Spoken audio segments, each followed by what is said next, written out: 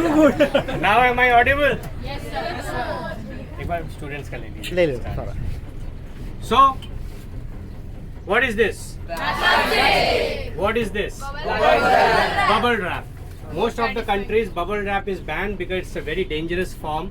It breaks down quickly and it's one of the biggest concern for single-use plastic pollution. What is this? What is this? Paper.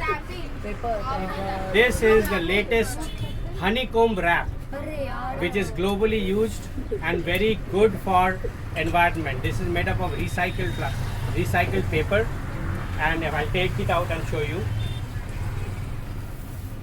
So this is actually a paper. They have cut it in a way, if you pull it, it becomes like a honeycomb. So we call it as a honeycomb wrap. You should promote this. It is very important to ban such kind of, what is this? And promote. Thank you so much. Take care.